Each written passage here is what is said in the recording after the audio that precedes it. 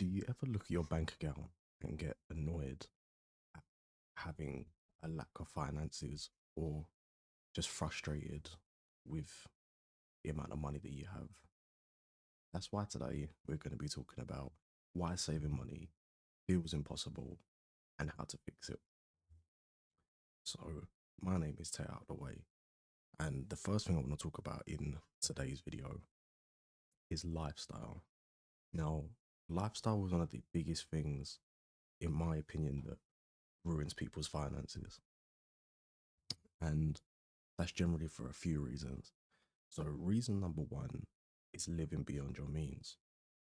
And what that means is that people are living lives that they can't necessarily afford to be living, whether that's they have a house that's too expensive, a car that's too expensive, or just their actual day to day life is too expensive, whether that's going out with friends or they just like to buy designer clothes, very materialistic things.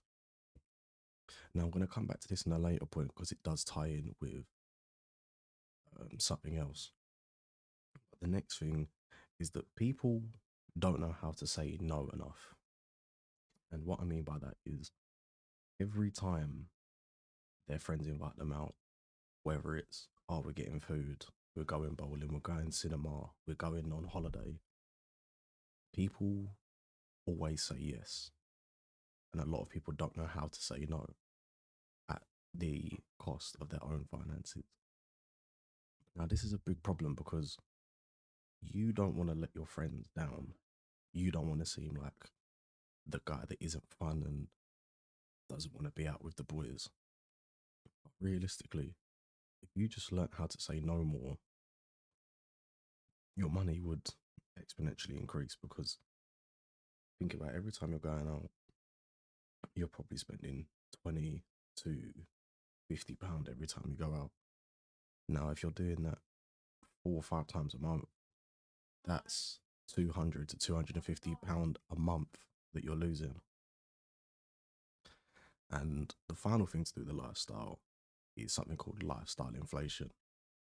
Now, lifestyle inflation is the concept that when you start making more money, you obviously want to upgrade your life around you. So, if you get a promotion at your job, the first thing you're going to do is go buy a nicer car or go buy a house or rent a bigger space. But the problem with that is that it basically negates your bonus. So say you was on 2 grand and now you've gone up to 3 grand, but originally you was paying £1,000 rent for out of your £2,000. That's about half of your money. Whereas now, out of your £3,000, you might be paying 1,800 for rent, which is closer to 70%, 80%. So it does have a more significant effect than people realize. And then another issue that I think a lot of young people have is budgeting. Now, it is boring, it's not fun, but unfortunately, it's a part of being an adult that cares about their finances. So, the main problem that I see people having is they don't have a system. So, what I mean by system is the most common one would be the one that most people know, which is the 50/30/20 rule. Essentially, the 50/30/20 rule just states that no more than 50% of your money should be going towards your bills. So if we use 2 grand as the example for the salary after tax, you shouldn't be spending more than £1,000 on all your bills. Now, things that count as bills is your rent, if you have it. Obviously, if you live at home, then you won't have this, which allows you to save more, spend more. You have a car, the insurance and the upkeep of the car is part of the essentials. Food, and I don't mean food when you're going out, I mean food at home for dinners, breakfast, lunch, that kind of thing. And travel to and from work. So if you're getting public transport, that needs to be accounted for as well. But essentially, no more than 50% should be spent on all those things. And a lot of people, when they get their money, they just spend it as it comes. Like the money will come out for their bills. Oh, I've got this much money left.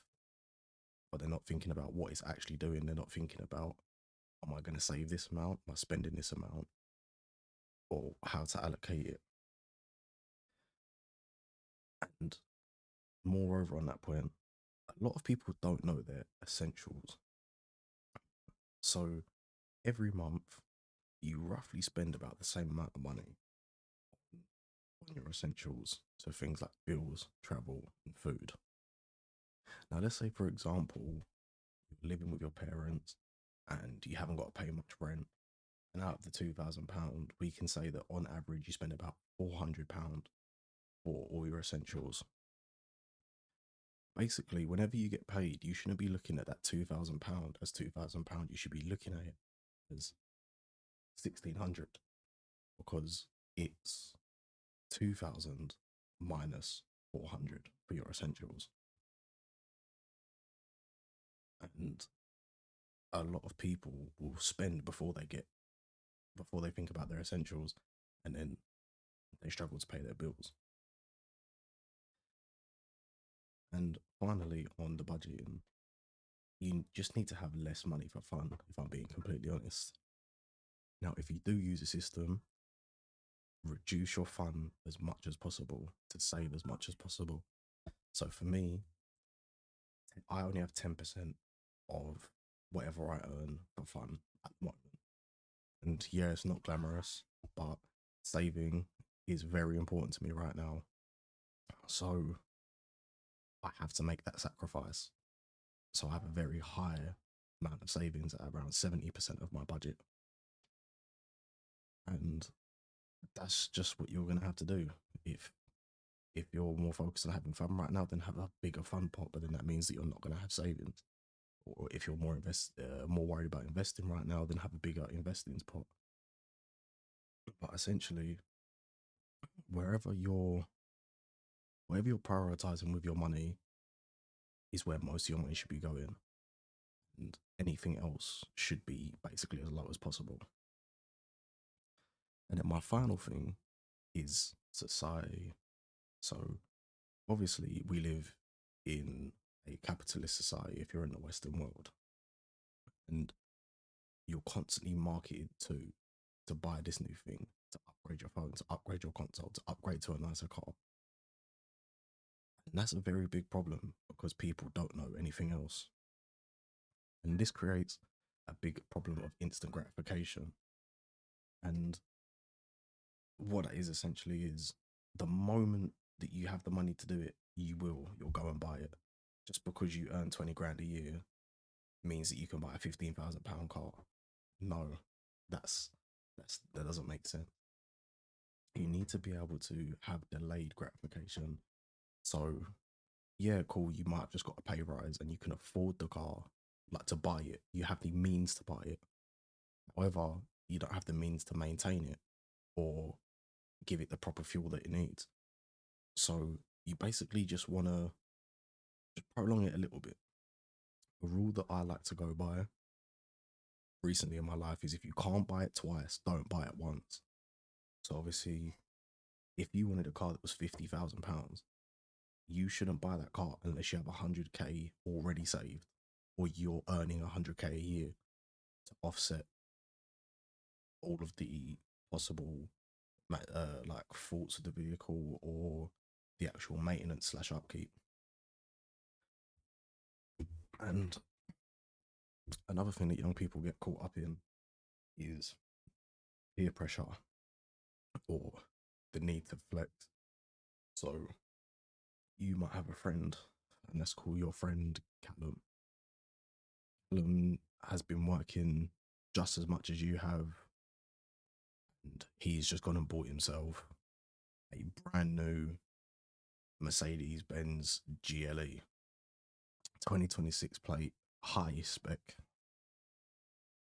And then there you are in your 2008 Ford Focus and you start being jealous or envious of Callum because obviously he's got a nicer car than you, and even though you've been working the same amount and you decided to put your money elsewhere, you then start feeling the pressure. Or if you, especially if you have a big friend group, if everyone's getting nicer cars, then of course you're going to sit there and be like, well, I don't want to be the guy that doesn't have a nice car.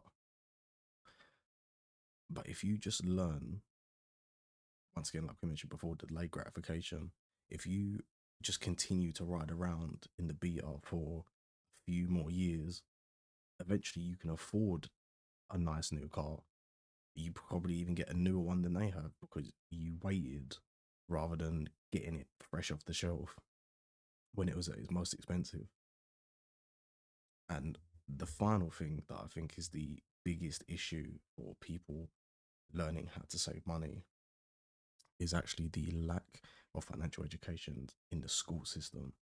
So even if you take something like business or economics, they still don't really teach you personal finance.